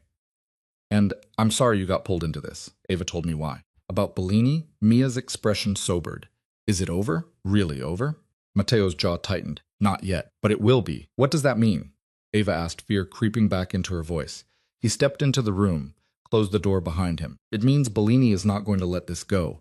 We humiliated him tonight, took his leverage, shot his lieutenant. Men like him don't forgive that kind of disrespect. So, what happens now? Now we finish it. Matteo's expression was grim. I've been tracking Bellini's operations for years, waiting for the right moment. He's careful. Keeps his hands clean. Operates through intermediaries. But tonight, he made a mistake. He came after someone under my protection, and that gives me justification to move against him. Move against him how? Mia asked. By taking apart his organization piece by piece until he has no choice but to come out of hiding. And when he does. Matteo didn't finish the sentence, but the implication was clear. Ava's stomach twisted. This is because of me. You're going to war with a crime boss because I asked for help. No. Matteo's voice was firm. This is because Bellini crossed a line. You're just the catalyst. This would have happened eventually. He and we've been circling each other for years. This just moves up the timeline. How long have you been planning this? Ava asked quietly. Since the night he killed my sister and walked away clean. The words were soft but laced with steel. Bellini is the one who got her boyfriend to isolate her, control her. He's the one who taught that bastard how to break someone down until they had nothing left. And when she tried to leave, Bellini gave the order to make sure she never could. The room fell silent. Ava felt Mia's hand tighten around hers. I'm sorry, Ava whispered. Don't be. Matteo's expression softened slightly. Sophia would have liked you. You remind me of her, actually. That same quiet strength, that refusal to stay broken. I don't feel very strong. You're here, aren't you? You got away. You survived. That takes more strength than you know. He moved toward the door. Get some rest, both of you. Tomorrow, we make plans. Matteo. Ava stood, surprising herself. What you said before. About finishing this. Does that mean? It means I'm going to make sure Bellini can never hurt anyone the way he hurt Sophia, the way he tried to hurt you. His eyes met hers, dark and unflinching, and I need to know if you can live with that. The question hung in the air between them, weighted with implications Ava wasn't sure she was ready to unpack. But she thought about Sophia, about Mia tied to a chair, about all the other women who might end up in Bellini's crosshairs if someone didn't stop him. Yes, she said, I can live with it. He nodded, something like respect flickering in his expression. Good. Then we understand each other. He left, and Ava sank back onto the bed, her mind racing. Ava, Mia said carefully. What exactly have you gotten yourself into? I don't know, Ava admitted.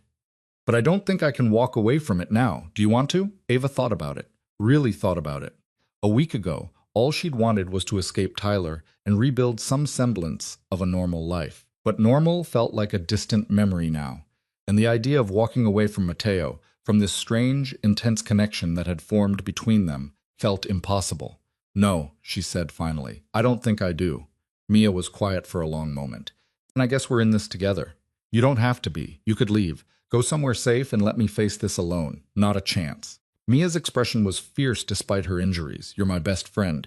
Where you go, I go. Even if it's into the middle of a mob war, apparently. Ava felt tears prick her eyes. You're insane. Takes one to know one. Mia managed a real smile this time. Besides, that Mateo guy seems to know what he's doing. And Vincent's kind of hot in a scary ex-military kind of way. Despite everything, Ava laughed. You were just kidnapped, which means I deserve to appreciate attractive men who rescue me. It's therapeutic. The laughter felt good, even if it was edged with hysteria. They talked for a while longer, their conversation drifting to safer topics. Mia's job, mutual friends, anything that felt normal and uncomplicated. Eventually, Mia's eyes started to droop, exhaustion finally winning out over adrenaline. Ava left her to sleep and wandered downstairs, too wired to rest herself. She found Mateo in his study, surrounded by papers and photographs spread across his desk, a glass of whiskey in his hand.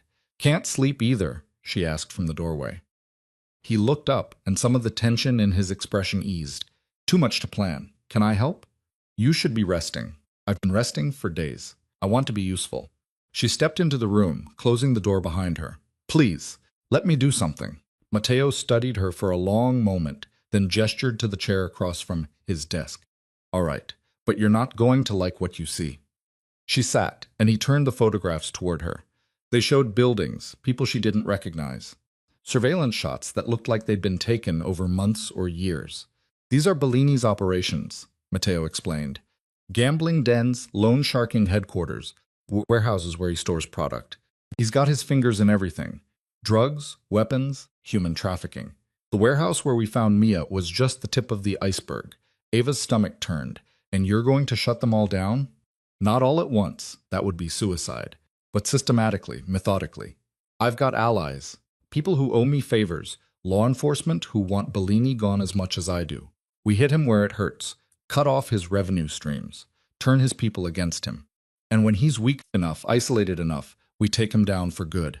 How long will that take? Weeks, maybe months.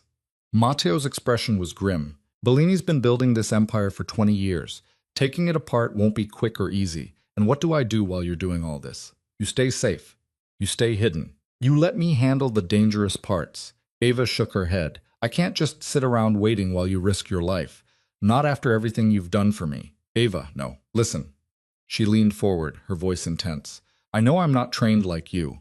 I know I don't have your resources or your experience. But I'm smart, and I'm motivated, and I need to be part of this.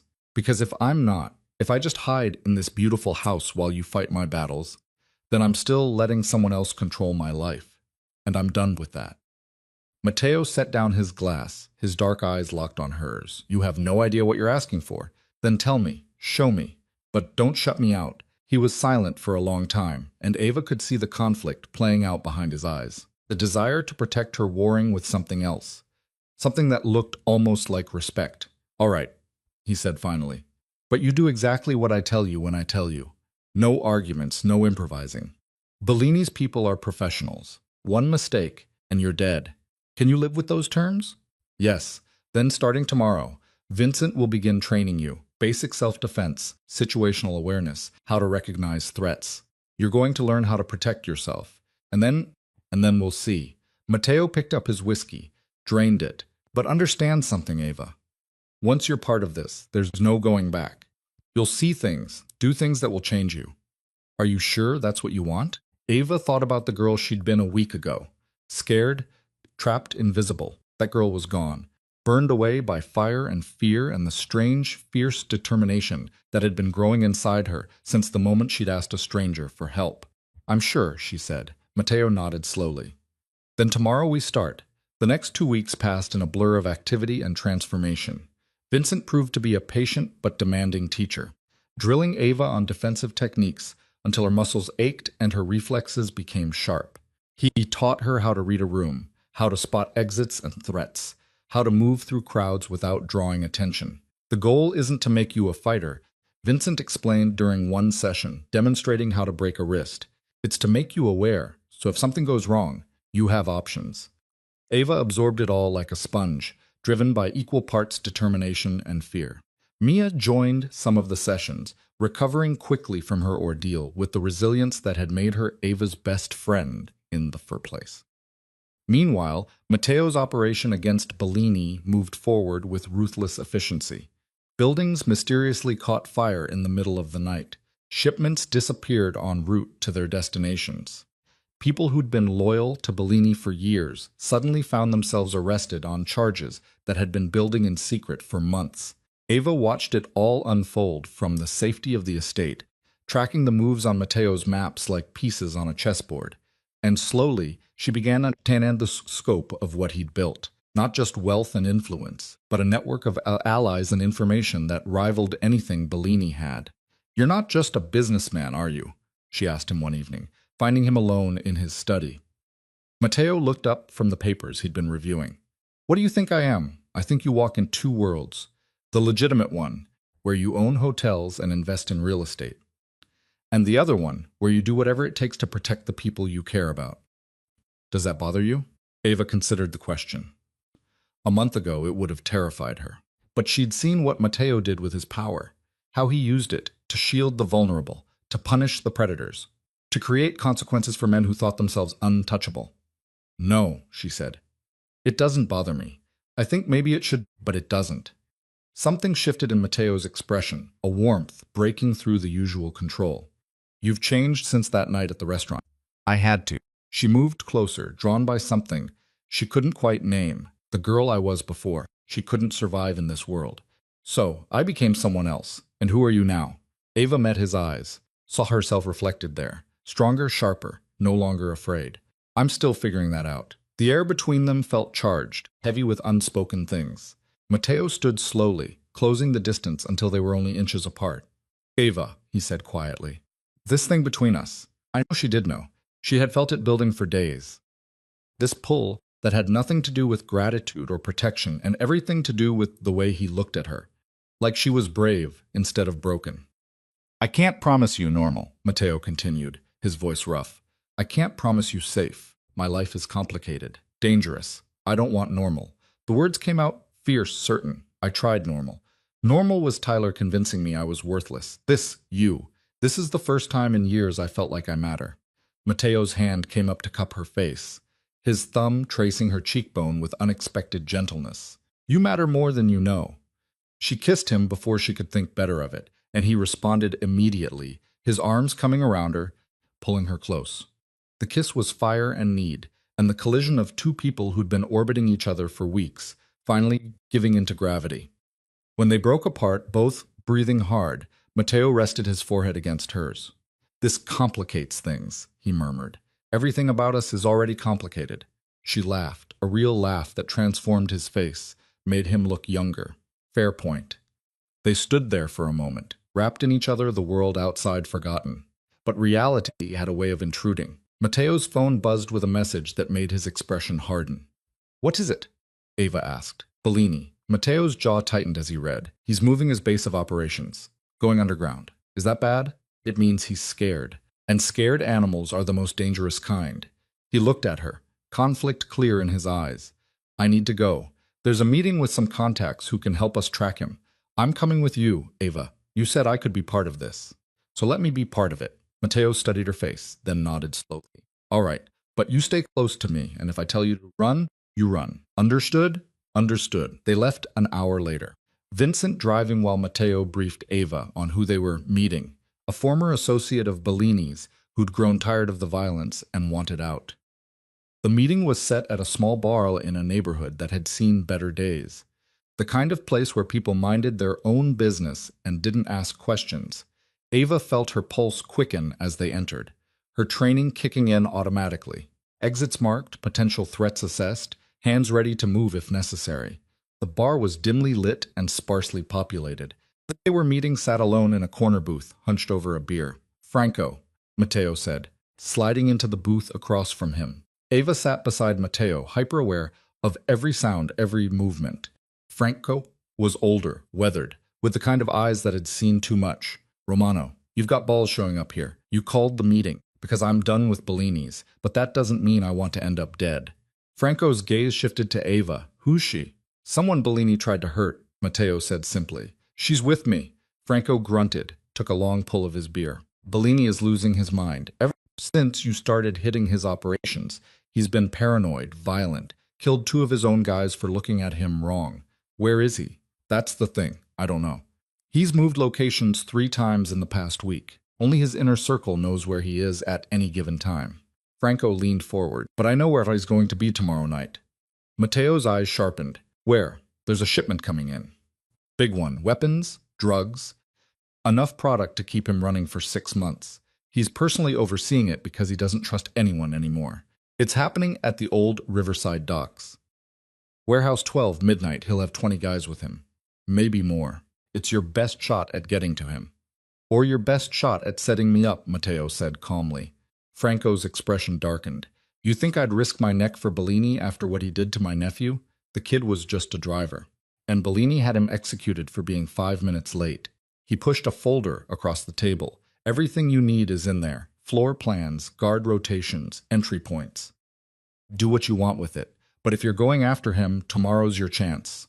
Matteo took the folder without opening it. If this is a trap, it's not. I'm done with that life. I just want out. Franco stood, threw some bills on the table. Good luck, Romano. You're going to need it. He left, and Ava felt the tension in her shoulders finally release. Do you trust him? Not entirely. But the information checks out with what my people have been gathering. Matteo opened the folder, scanned the contents. This could work.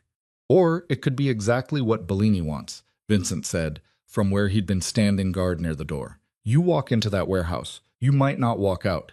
Then we don't walk in. Matteo's expression was calculating. We draw him out. How? Ava asked. Matteo looked at her, and she saw the answer in his eyes before he spoke. We give him what he wants. Her stomach dropped. Me? Not really you. But he doesn't know that. Matteo's voice was calm, clinical. But there was something in his eyes that suggested this plan cost him more than he was letting on. We leak information that you're going to be at the docks tomorrow night. Make it look like you're trying to leave the city, that you've broken away from my protection.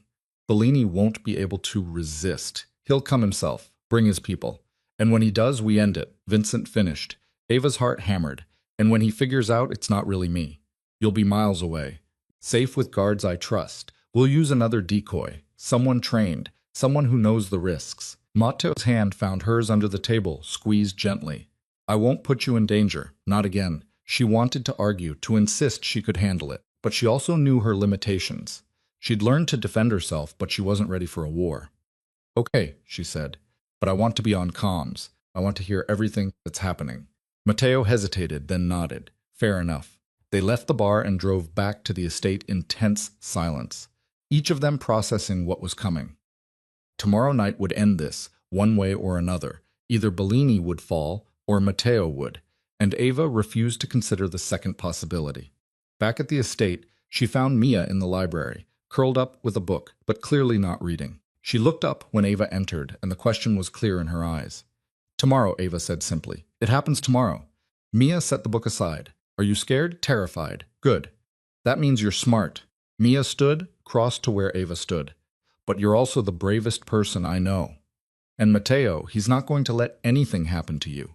What if something happens to him? Then we'll deal with it together. Mia pulled her into a hug. But I don't think you need to worry.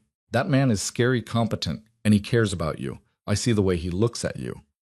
Ava pulled back. We kissed. Finally, Mia grinned. I was wondering how long you two were going to dance around it. This is insane, right? Falling for someone in the middle of all this chaos. Maybe. Or maybe it makes perfect sense. You're both broken people who found each other in the darkness. That's not insane. That's human. Ava wanted to believe her. Wanted to think that what she felt for Matteo was real, and not just trauma bonding or gratitude dressed up as something deeper. But when she thought about losing him, about tomorrow going wrong. The fear that gripped her felt too raw, too visceral to be anything but real. I should try to sleep, she said, even though she knew it was futile. Good luck with that. Mia hugged her again. I'll be right here if you need me. Ava made it to her room. Changed into sleep clothes, and lay in bed staring at the ceiling. Every time she closed her eyes, she saw the warehouse, saw Mateo walking into a trap, saw everything going wrong. A soft knock made her sit up. Come in. Mateo entered, and without a word crossed to the bed and sat on the edge. Can't sleep either? Every time I try, I see tomorrow going wrong. It won't. You can't promise that. No, he admitted. But I can promise that I've survived worse, and I'm not planning to die tomorrow.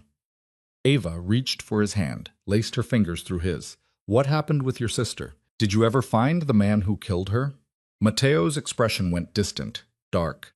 I found him. 2 years after Sophia died, I tracked him down. He was living in Miami using a different name, already working on destroying some other woman's life. What did you do?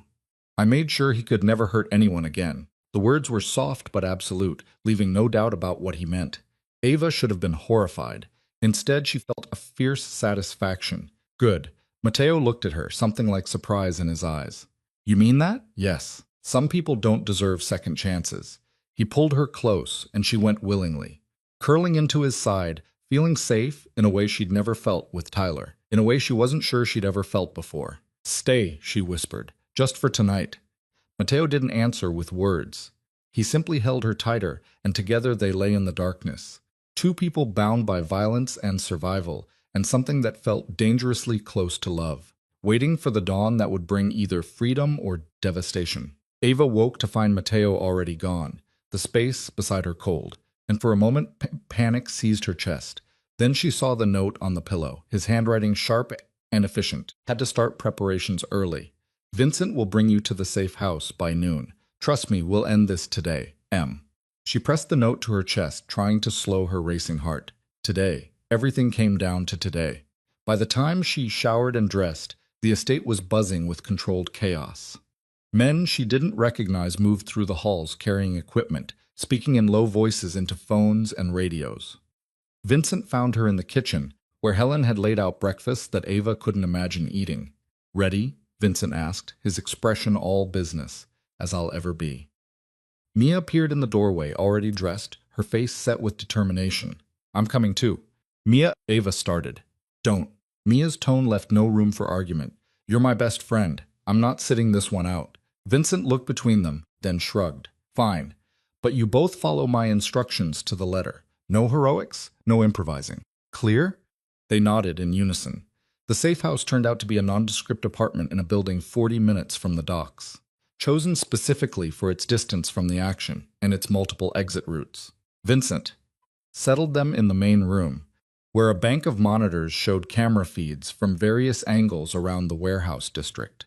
Mateo's team is already in position, Vincent explained, pointing to different screens. We've got eyes on every approach. When Bellini shows, we'll know. Ava stared at the screens, her stomach in knots. Somewhere in that maze of warehouses and shipping containers, Mateo was setting a trap that could either end this nightmare or cost him everything. How long until it starts? Mia asked, settling beside Ava on the couch. Vincent checked his watch. The leak went out 2 hours ago. If Bellini takes the bait, he'll mobilize fast. Could be any time in the next 4 hours. 4 hours. An eternity and an instant all at once. Ava pulled out the earpiece Vincent had given her, the one that would let her monitor the communications between Mateo's team. She fitted it in place and immediately heard the low crackle of voices conducting final checks. Perimeter secure. Sniper positions confirmed. Decoy en route. ETA 15 minutes. And then Mateo's voice, calm and controlled. Everyone, remember, we want Bellini alive if possible. He has information we need. But if it comes down to him or us, you know what to do. A chorus of acknowledgments followed. Ava closed her eyes, letting the sound of his voice ground her. He was in his element, commanding and confident. This was who he was beneath the polished businessman exterior. A strategist, a protector. Someone who'd learned to survive in a world that didn't forgive weakness. The waiting was agony. Ava paced the apartment while Mia tried to distract her with conversation.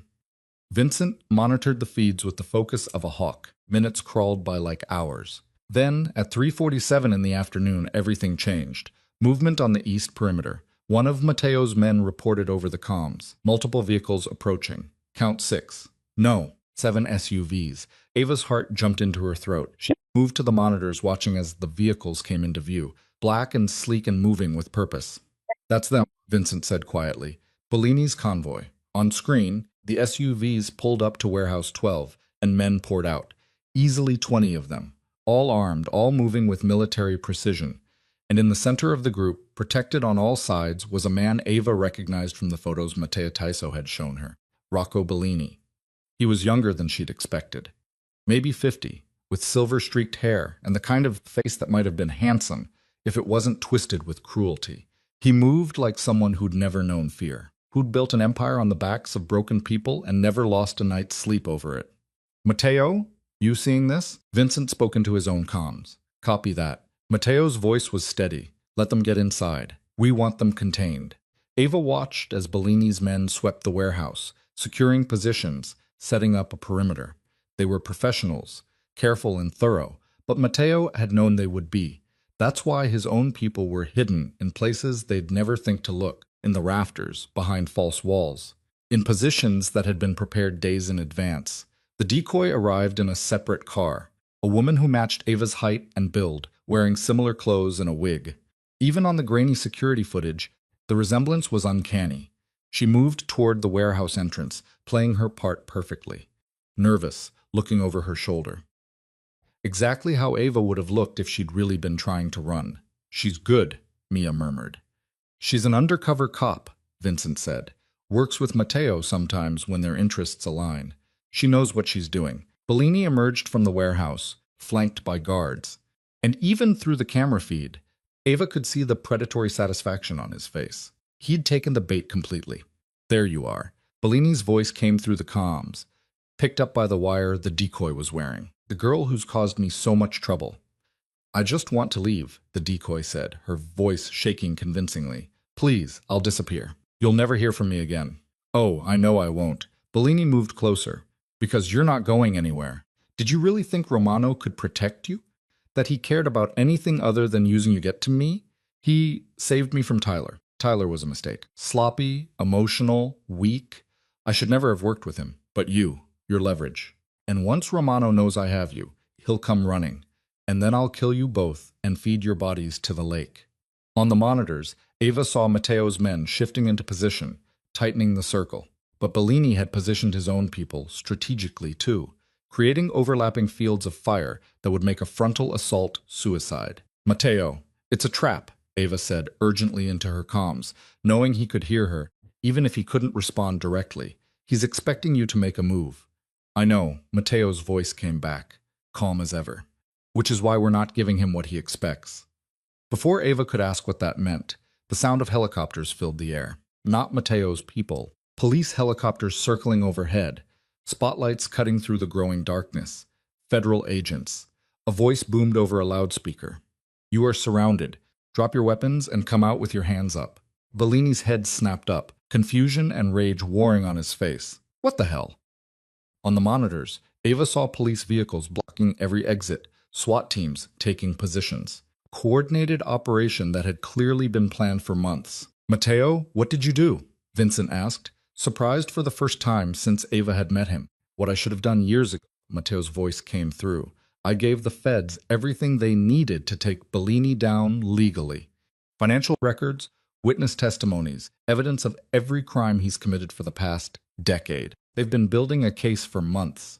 I just gave them the perfect opportunity to execute it. Bellini was screaming at his men, ordering them to fight, to shoot their way out. But his people were already dropping weapons, hands going up as they realized how outgunned they were. Only the most loyal or most stupid kept fighting. Gunfire erupted, sharp cracks that made Ava flinch even 40 minutes away. She watched the monitors helplessly as chaos consumed the warehouse district. Bellini was trying to run, his remaining guards forming a protective shell around him as they fought toward one of the SUVs. Don't let him reach that vehicle, came a new voice over the comms. Federal authority. Romano, your people clear. Pulling back now, Matteo confirmed. Bellini is all yours. But Bellini wasn't done yet. As his guards fell around him, he grabbed the decoy, pressing a gun to her head, using her as a human shield. "Back off," he screamed at the advancing agents. "Back off, or I kill her." Ava's blood ran cold. The decoy was trained, but she was also human, and the fear in her eyes was real. "Matteo," Ava whispered. "I see it." His voice was tight now, the calm cracking. "Bellini, let her go. This is over. It's over when I say it's over." Bellini was backing toward the water's edge, dragging the decoy with him. "You think you've won? You think putting me in prison changes anything? I have people everywhere. In the courts, in the prisons, in every corner of the city. I'll be out in a year. And when I am, I'm coming for everyone you love." Starting with that Ava Collins. Something snapped inside Ava. All the fear, all the rage, all the helplessness of the past weeks crystallized into cold, hard clarity. "Vincent," she said, "where exactly are we relative to the docks?" Vincent's eyes narrowed. "Ava, no. Where?" 25 minutes southeast. "But you're not going there. You said there are multiple exit routes from this apartment to keep you safe, not so you can run toward danger." Vincent moved to block the door. "Matteo would kill me." "Matteo's going to lose the decoy if someone doesn't do something," Ava said, her voice steady despite the fear coursing through her veins. "Bellini wants me?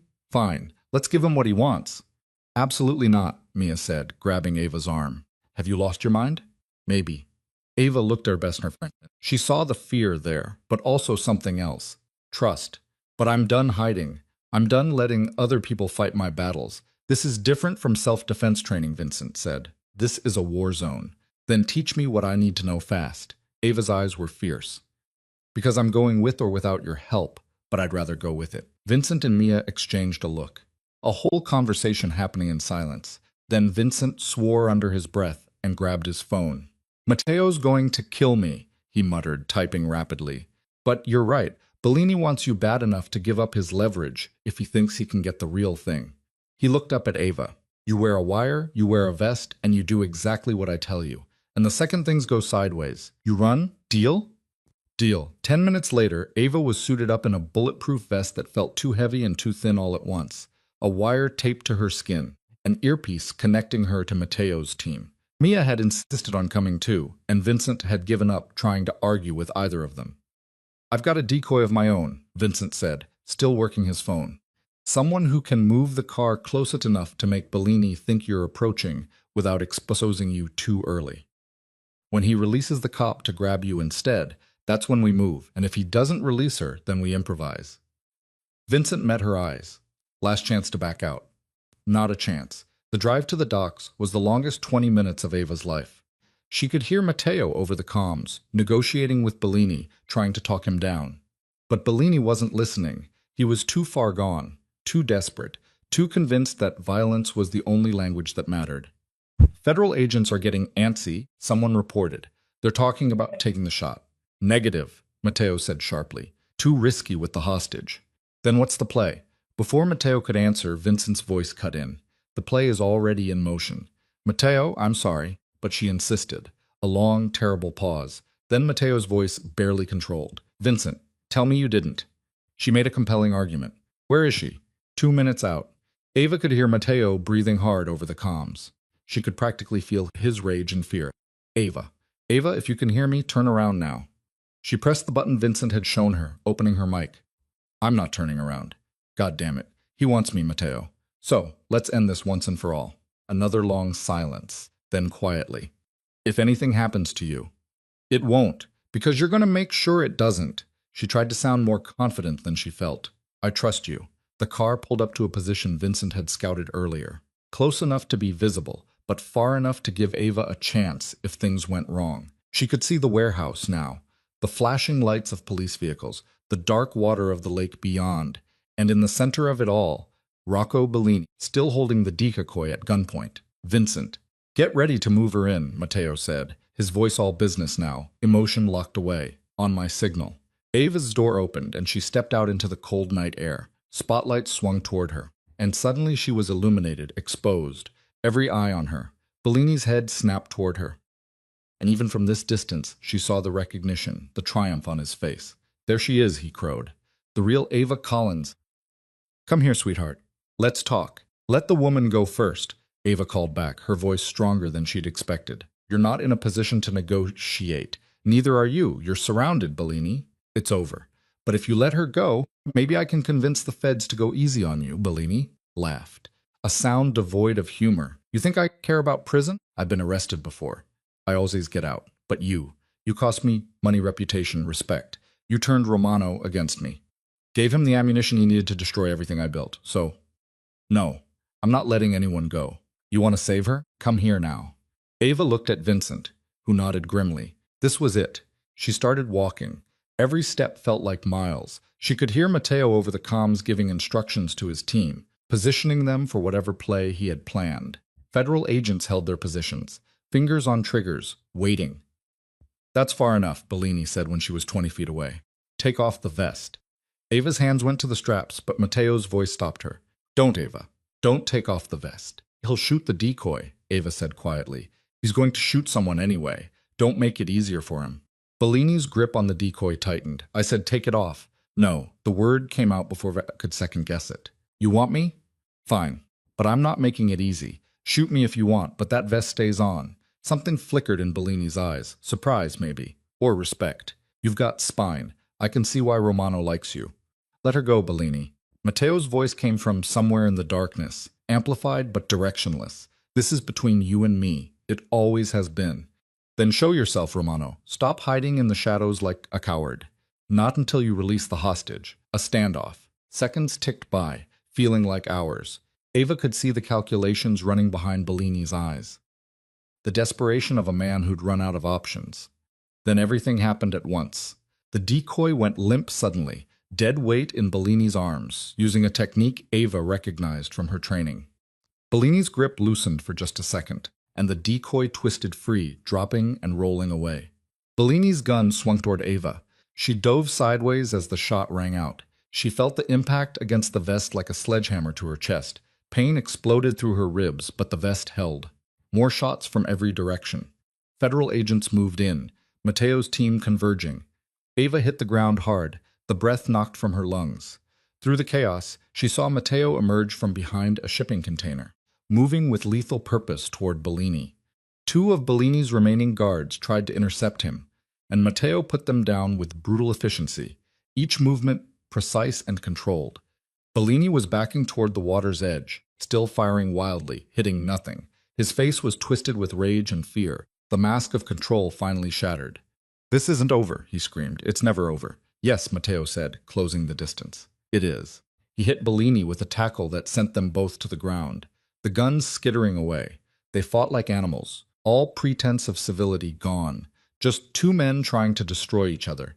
Ava pushed herself up, ignoring the screaming pain in her ribs, and saw Bellini get the upper hand, his hands closing around Matteo's throat. Without thinking, she grabbed the fallen gun. Her hands were shaking, but steady enough. Bellini, he looked up, saw her pointing the gun at him, and actually smiled. You don't have the guts. You tried to kill my best friend. You tried to kill me. You've destroyed countless lives and walked away, clean every time. Ava's finger tightened on the trigger. You're wrong. I absolutely have the guts. For a moment, she genuinely considered it. Considered ending him right there, making sure he could never hurt anyone again. The temptation was overwhelming. But then Matteo's voice cut through the haze. Ava, don't. He's not worth it. She looked at Matteo, saw him still pinned beneath Bellini, but also saw the certainty in his eyes. He'd killed before. She knew that, but he was telling her she didn't have to, that she could choose differently. Federal agents swarmed in, pulling Bellini off Matteo, forcing him to the ground, reading him his rights. The gun felt heavy in Ava's hands, and she slowly lowered it, let it drop. Then Matteo was there, pulling her into his arms, his hands running over her to check for injuries. Are you insane? You could have been killed, but I wasn't. Ava's legs were shaking now, the adrenaline crash hitting hard. Is it over?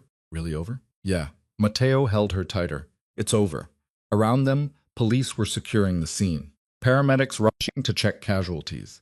The decoy was already up and talking to federal agents, apparently unharmed. Vincent appeared with Mia, both of them looking shaken but whole. You're completely crazy, Mia said, wrapping Ava in a careful hug that avoided her injured ribs.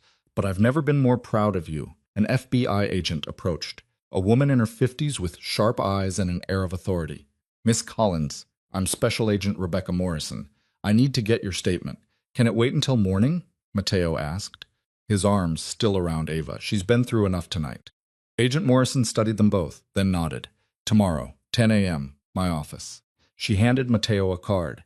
And Romano, we're going to need to have a long conversation about your methods. Looking forward to it, Mateo said dryly. As the agents led Bellini away in handcuffs, he turned back one last time, his eyes finding Ava. This isn't over, he called out. I'll get out. I always get out. Agent Morrison smiled, cold and satisfied. Not this time. We have 23 counts against you, including kidnapping a federal officer. You're looking at life without parole. She leaned closer to Bellini. You should have stayed in your lane, Rocco. Coming after Romano's people was your biggest mistake. They dragged him away, still screaming threats, and Ava felt something inside her finally unclench. It was really over. Bellini was caught. Tyler was out of her life. The nightmare that had started with a desperate hand signal in a restaurant had finally reached its end. Mateo drove them back to the estate as dawn started breaking over the city, painting the sky in shades of pink and gold. Ava sat in the front seat, Mia and Vincent in the back, all of them quiet, processing. What happens now? Ava asked finally. Mateo glanced at her. Now you get your life back, a real one, not the cage Tyler built or the hiding we've been doing. You get to decide what comes next. What if I don't know what that looks like yet? Then you figure it out. Take your time, but you don't have to figure it out alone. His hand found hers, fingers interlacing. If you want company.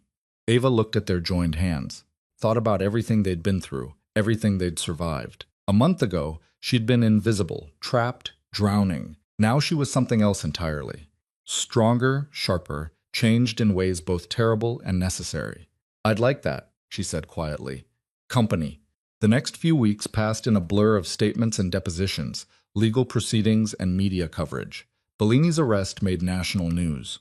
His empire crumbling as associates turned on each other, trying to save themselves. Tyler disappeared from Chicago entirely, his father cutting him off after the full extent of his involvement came to light. Ava found a new apartment. Her own place chosen by her, paid for with money from a job she'd landed at a nonprofit that helped domestic violence survivors. It felt right, using her experience to help others who were where she'd been. Mia moved into a place 2 floors down. Close enough to be there when needed, but far enough to give Ava space to rebuild herself. They had dinner together most nights, processing everything that had happened, planning futures that finally felt possible. And Mateo. Mateo was a constant presence, but never an overwhelming one. He gave Ava space to breathe, to figure out who she was without fear dictating her choices. But he was always there when she reached for him. Solid and certain and real. 3 months after Bellini's arrest, Ava awoke in Mateo's bed. A rare morning when she'd stayed over, slowly learning to share space with someone without panic. She found him already awake, propped on one elbow, watching her with an expression she was learning to recognize. What? She asked, self-conscious. Just thinking about how different you look when you sleep now. No nightmares. I still have them sometimes. Not every night. His hand traced her jawline gently. You're healing. So are you. It was true. She'd seen the change in him too. The way he'd started to let his guard down. To trust that the people he cared about wouldn't be ripped away. Mateo's phone buzzed and he reached for it, his expression shifting as he read. Bellini's sentencing is today. 3 p.m. Are you going? I was planning to. Do you want to come? Ava thought about it. Thought about facing the man who tried to destroy everything, seeing him reduced and powerless. Part of her wanted that closure. But another part, the part that was learning to let go, didn't need it. No, she said finally. I don't need to see him anymore. He doesn't get any more of my time. Mateo smiled, something warm and proud in his expression. Good answer. They spent the morning together, lazy and unhurried. Talking about plans for a foundation Mateo was starting in Sophia's name. One that would help women escape dangerous relationships, provide resources and protection and second chances. Ava had agreed to help run it, using everything she'd learned to make sure others didn't have to suffer the way she had. That afternoon, while Mateo attended the sentencing, Ava met Mia at a coffee shop. Their Thursday tradition resumed, but different now. Better. So, Mia said, stirring sugar into her latte. How are things with Mateo? Good. Really good. Ava couldn't stop the smile. Sometimes I still can't believe this is real. That he's real. He's real. And he's completely gone for you. Everyone can see it. I'm gone for him too. It felt good to say out loud, "Is that crazy after everything?" "No, it's human." Mia reached across the table, squeezed her hand. "You both went through hell and found each other on the other side. That's not crazy. That's beautiful." Ava's phone buzzed with a text from Matteo. "Life without parole. Bellini's done. Coming home to you. Home." Such a simple word, but it carried weight now. Not a place she was trapped, but a place she chose to be. She showed Mia the message, and her friend grinned. "Home, huh? That's big." "Yeah." Ava felt tears prick her eyes, but they were good tears this time. It really is. 6 months later, Ava stood in front of a room full of women at the Foundation's first official meeting, her hands only slightly shaking as she prepared to speak. Matteo sat in the back row, there for support, but letting her have the spotlight. "My name is Ava Collins," she began, her voice steady and clear. "And a year ago, I was trapped in a relationship that was slowly destroying me. I felt invisible, powerless, like I'd lost myself completely. But one night, I did something that changed everything. I asked for help." She told her story. Not all of it. Not the violence and the danger, but the parts that mattered. The fear, the shame, the slow realization that she deserved better. The courage it took to reach out, even when she wasn't sure anyone would reach back. "You all know how that feels," she said, looking around the room at faces that reflected her own journey. The fear, the doubt, the voice that says you can't do it, that it's easier to stay, that you're not strong enough to leave, but you are. Every single one of you is stronger than you know, and you're not alone. Not anymore. The women applauded. And Ava felt something shift inside her chest. The final piece of healing clicking into place. She wasn't just surviving anymore. She was thriving. She was helping others thrive. After the meeting, Matteo found her outside, looking out over the city lights. "You were amazing in there," he said, slipping his arms around her waist from behind. "I was terrified. Couldn't tell. You looked like you were born for this." He pressed a kiss to her temple. "Sophia would have loved you. Would have loved what you're doing. I wish I could have known her. She's part of why you're here, part of why I saw you that night and couldn't look away." Matteo turned her to face him. "Everything that happened, all the pain, all the fear, it led us here, to this. And I wouldn't change a second of it if it meant not having you." Ava reached up, cupping his face. "I love you. I should have said it before, but I was scared. I know. I love you too. Have since you walked out of that restaurant and trusted a stranger to keep you safe." His smile was soft, genuine, nothing held back. "You changed my life, Ava Collins. You saved mine. We saved each other." He kissed her then, deep and sure and full of promise. Around them, the city hummed with life and possibility. Somewhere in that sprawl, Tyler was rebuilding whatever life he could, far from Chicago and everyone he'd hurt. Bellini was in a cell, his empire nothing but memory and ash, and Ava was free, not the fragile, tentative freedom of those first days, always looking over her shoulder, waiting for the other shoe to drop, but real freedom. The kind that came from knowing she was strong enough to fight for herself, smart enough to ask for help when she needed it, brave enough to choose love, even after everything she'd survived.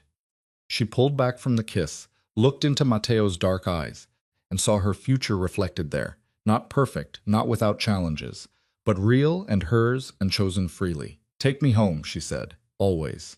They walked together through the Chicago night. Two people who'd met in darkness and found light in each other. Proof that sometimes the worst moments of our lives are just the beginning of something better. That asking for help isn't weakness, but the bravest thing you can do. That the right person won't try to make you smaller. They'll stand beside you while you remember how to be strong. Ava Collins had started as a woman hiding fear behind a calm face, invisible and slowly suffocating. She'd become someone who stood up in front of rooms full of strangers and told them they deserved better, who ran a foundation dedicated to making sure no one else had to suffer alone. And Matteo Romano had started as a man defined by control and distance, armored against loss. He'd become someone who chose to stay, to trust, to let himself feel again. Together, they'd built something neither could have imagined that first night in the restaurant. Not just survival, but a life worth living. Not just protection, but partnership. Not just escape from darkness, but a choice to walk into the light, hand in hand, ready for whatever came next. The hand signal that had started it all. That desperate plea for help had been answered by someone who understood what it meant to need saving. And in saving her, Matteo had saved himself too. That's how these stories go sometimes. not with grand gestures or perfect endings, but with small acts of courage that ripple outward, changing everything, with strangers who choose not to look away, with broken people who find each other and decide that together they can be whole. Ava and Matteo walked into their future, knowing the past had shaped them, but didn't define them. They'd both been scarred by loss and violence. Both knew what it meant to fight for survival. But they also knew something more important. That love wasn't about being saved or saving someone else. It was about standing together, equals and partners, choosing each other every day. As they reached Matteo's car, Ava paused and looked back at the foundation building, its windows glowing warm against the night. Inside, women were finding hope, finding strength, finding the courage to ask for help and accept it when it came. She'd been one of them once. Now, she was the one offering the hand. And that, more than anything, proved she'd truly survived. She'd done more than escape. She'd transformed. And in doing so, she'd helped transform the man who'd first answered her call. Together they drove home through the city they'd both bled for and in, ready to face whatever tomorrow brought, knowing that as long as they had each other, they could handle anything, because neither of them needed saving anymore. But they'd chosen each other anyway, and that made all the difference.